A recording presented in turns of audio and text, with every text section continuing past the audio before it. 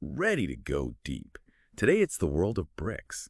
You might have heard of it, but get ready to go way beyond those headlines. Our research, it's everything BRICS.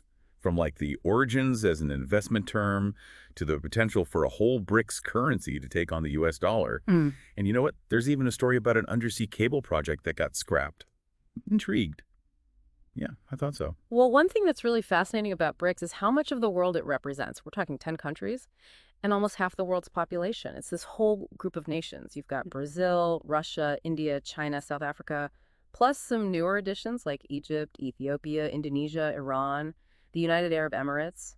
Yeah, some experts even see BRICS as a possible counter to the G7. Yeah, that idea of BRICS is like a real global force. It really captures the imagination. But what's kind of surprising is how it all started. You'd think it began with some big political vision, right? But it's actually all rooted in finance. Yeah, you're right.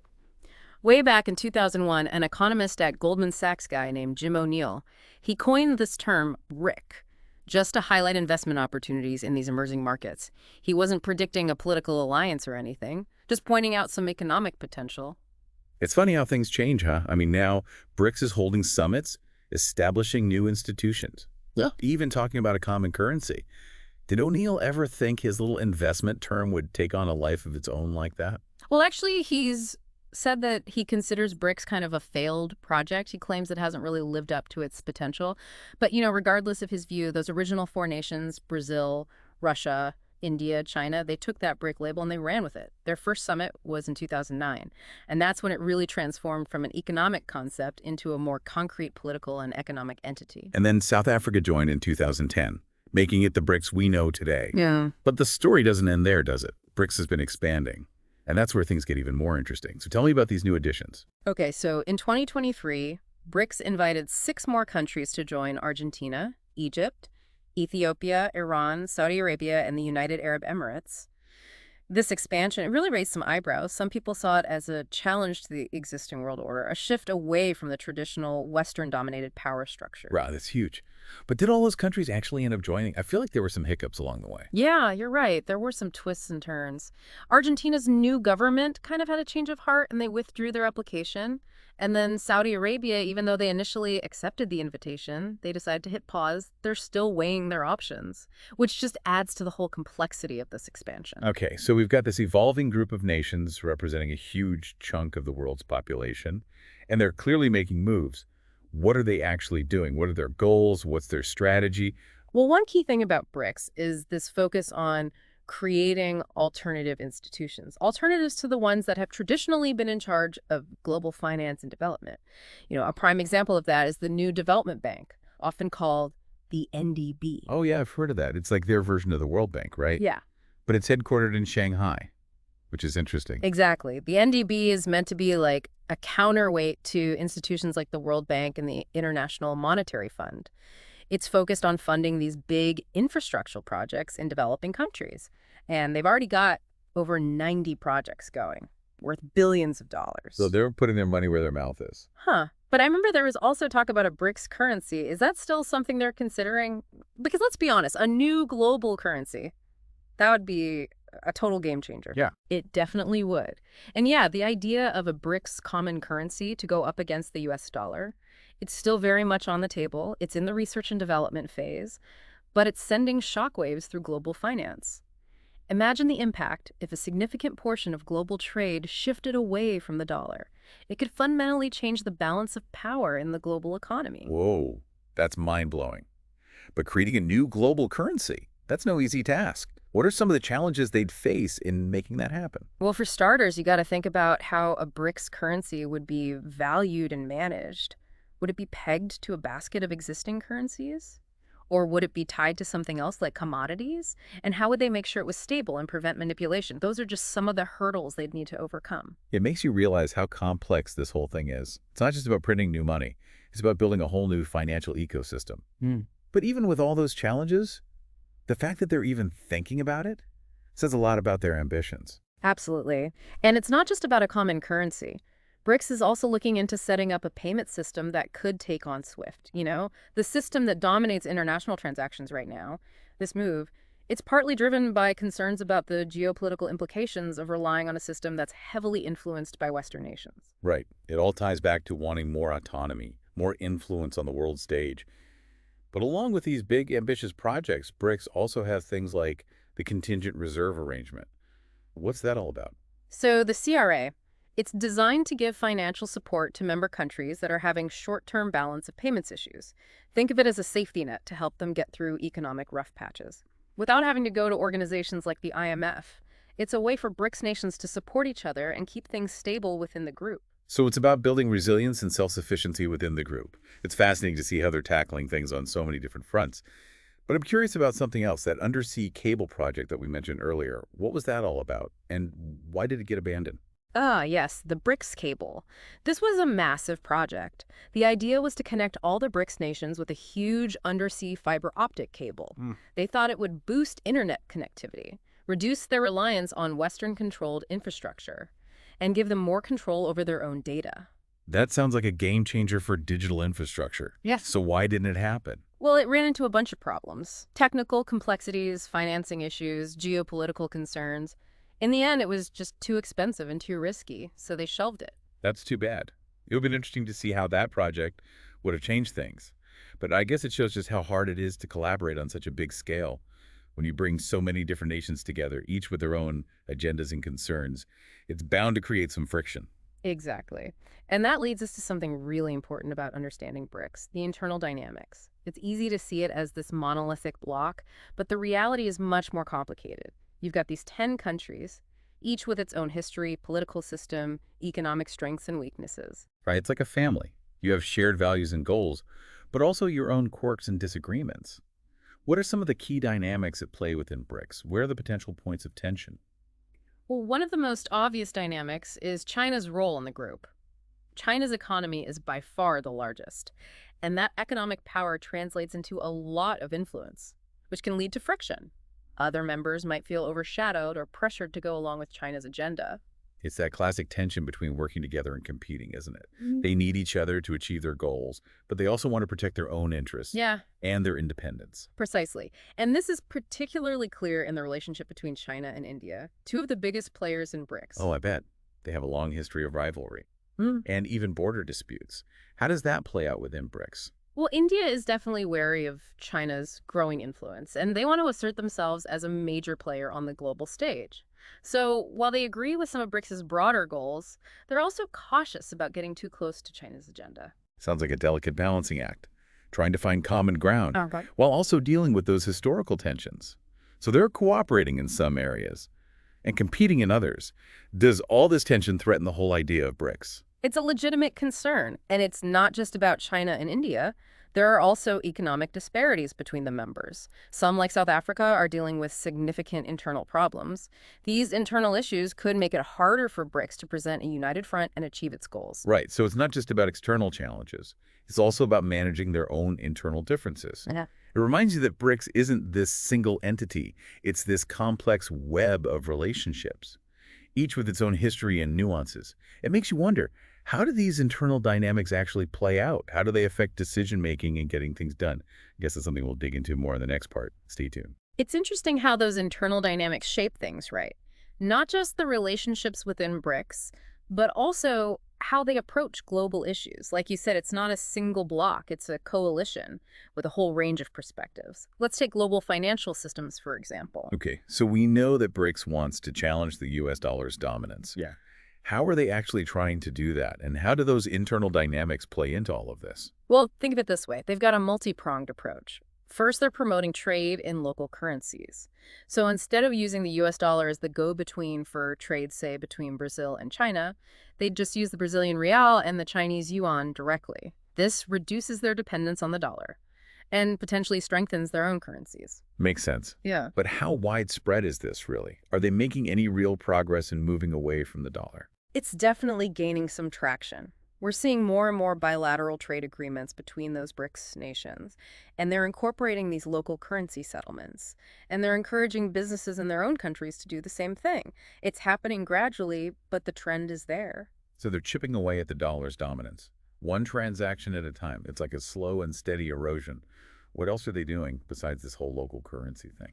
Well, remember that BRICS payment system we talked about? That's another key part of their strategy. They're exploring ways to create a system that could rival SWIFT. the network that handles most international financial transactions right now. You mentioned that they're concerned about SWIFT being too influenced by the West, but creating a whole new payment system, that's a huge undertaking. What are the benefits they're hoping for? They see it as a way to gain more control over their financial flows and reduce their vulnerability to sanctions or disruptions that could happen through SWIFT. It's about promoting financial sovereignty, creating a more balanced global financial system. So it's about having options, having alternatives. But a new payment system doesn't just appear overnight. What kind of obstacles are they facing? Well, first of all, you need a lot of users. For a payment system to work, it has to be adopted by banks, businesses, individuals across a lot of different countries. That's a big hurdle. And then they have to make sure it's secure and reliable. People need to trust that their transactions will go through smoothly and safely. So it's about building trust and confidence in the system. It takes time and effort. Exactly. And then there's the question of interoperability. They need to figure out how this new system will work with existing ones, like SWIFT. If Yeah. it's too isolated, it won't be that useful. Right. It has to be compatible with the rest of the world if they want it to succeed. So it's a complicated project with a lot of moving parts. But they're clearly serious about exploring it. But there's one more piece of the puzzle, right?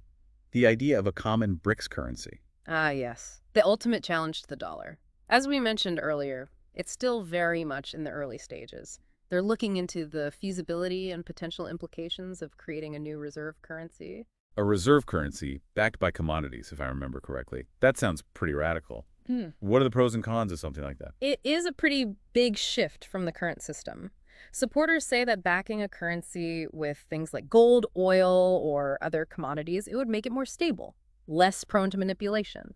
It could also potentially stabilize prices for those commodities, which are really important for a lot of developing economies. So it's about creating a more stable and predictable financial system.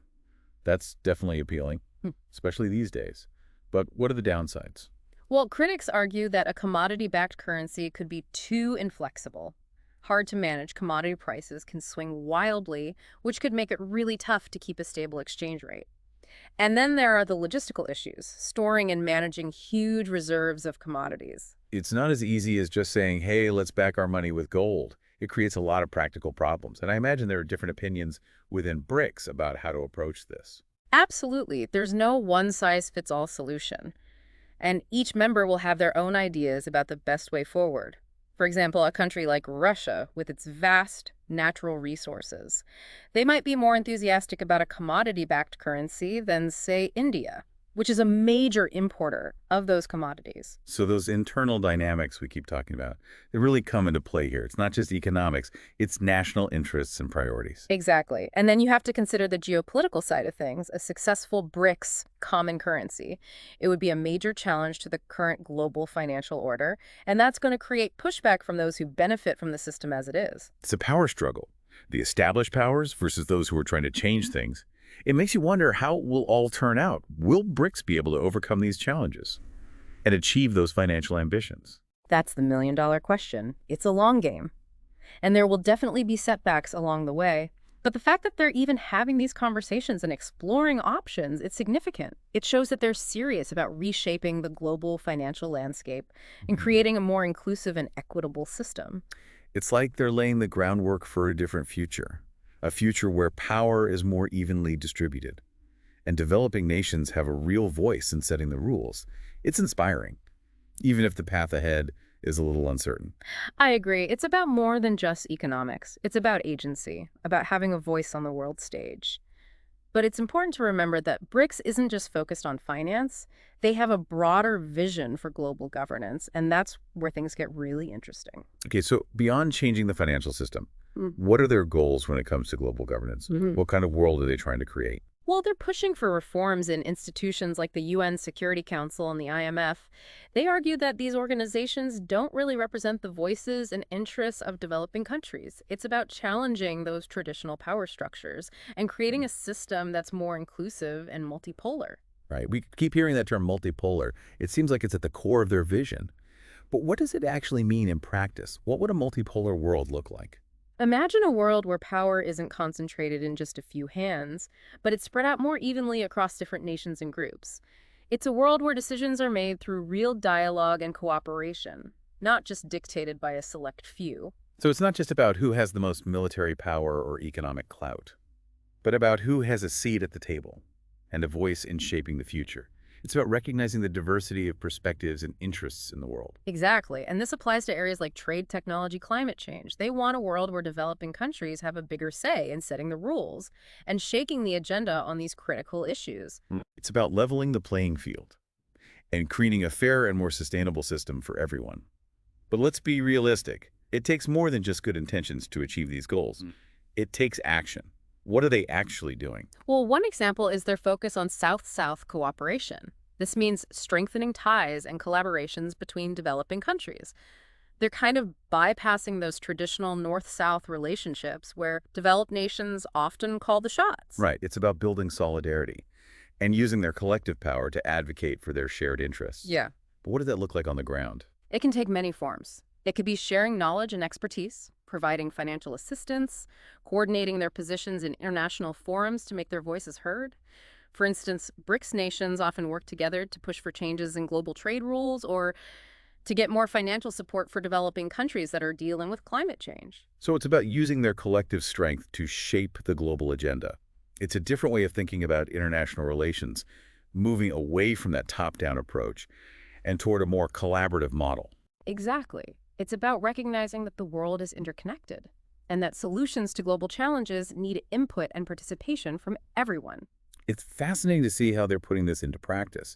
But as we discussed earlier, BRICS has its internal challenges. How do those challenges impact their ability to achieve these bigger goals for global governance? Well, it's not easy to get 10 different nations to agree all the time. You have those competing interests, different priorities, and the historical tensions we talked about. These things can make decision-making more difficult, and sometimes it makes it hard to present a united front on the global stage. It's like herding cats, right? But even with all those challenges, they've made progress. Like setting up the new development bank and promoting South-South cooperation. It makes you wonder how they manage those internal differences to get things done. It's a delicate balancing act. It's about finding common ground, compromising when necessary, and recognizing that their diversity is actually a strength. It's not about erasing their differences, but about using them to create a more effective approach to global governance. So they see those differences as assets, not problems. It's an interesting model. And I'm curious to see how it develops over time. But we haven't talked about the newest members yet. How might their addition change things? And maybe even change the group's direction? Ah, yes, the newcomers.